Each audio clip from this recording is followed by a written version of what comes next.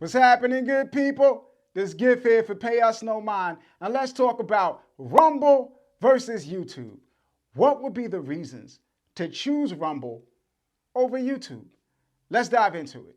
So you got Rumble. Rumble is a video hosting platform in the same fashion that YouTube is a video hosting platform.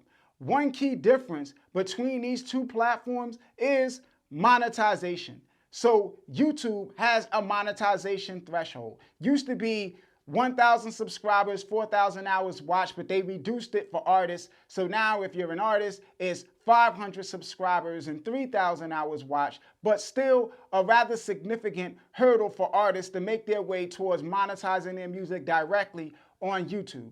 And Rumble does not have a monetization threshold. So artists can just sign up, upload their videos, and if they get traffic to their videos, they make money. So Rumble is not restricting people's ability to monetize their videos on their platform. So that's one key difference. No monetization threshold with Rumble versus YouTube. The other is the revenue split. So YouTube does a revenue split of 55% for you, 45% for them. Rumble does a revenue split of 60% for you and 40% for them. So they have a more favorable revenue split.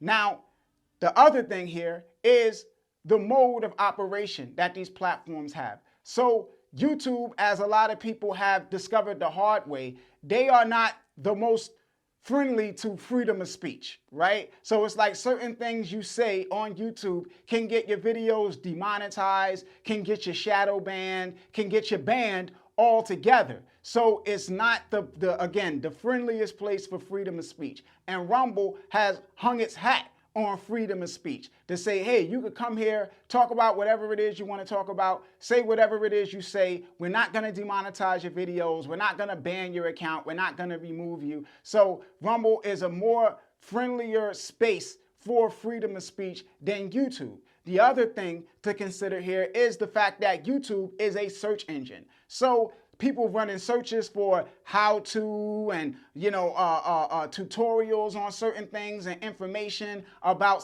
psychology and just like all sorts of stuff that people are finding their way to YouTube through the search engines with. So they have like just a lot more traffic to their platform as a result of the search engines, because people come when they search for how to fix a broken sink. And then they find themselves on YouTube, and then there's the recommendation engine where you came there to watch a video on how to fix your sink, but then you see videos for old shows you used to watch. You see highlights from ESPN from the game last night. You see comedy skits from people that you think are funny that you watched the video from in the past. You see songs from artists that you like, and then you get caught in the rabbit hole in YouTube. So they bring people in through the search engine, and then the recommendation engine keeps them on the platform. And everybody that has content on the platform benefits from that. So you get a ton of traffic from things like the homepage feed. You get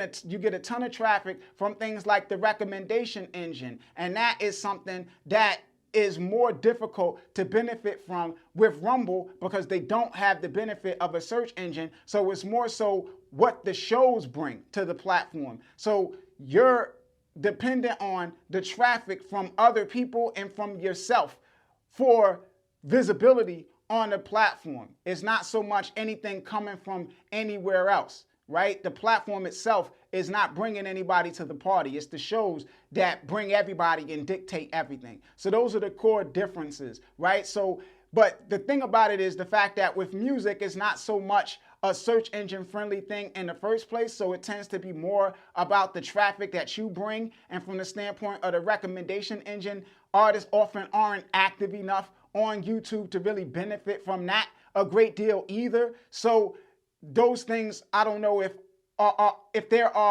are like the most impactful things for artists to consider. You know, for artists, the most important thing is monetization and being able to make money off of the traffic that they bring to the platform. The only other thing that I would add there is the possibility of how often people would be using the platform. So it's like because YouTube is a platform that people use for so much, they're more likely to be on it where you're more likely to get activity because they're on it, versus where if you send them to Rumble, they might just go to Rumble because you're telling them that you got a song on Rumble and they have no other reason to be there. So you're less likely to get activity there outside of when you directly send people to the platform. Now, as always, you guys can agree to disagree or agree, whatever the case may be. We have links to products and services that we recommend in the description box. Y'all can hit me up at Payusnomind on Instagram, at Payusnomind on Twitter, Payusnomind@gmail.com. This is Gift signing off. Pay us no mind. Peace, good people. One.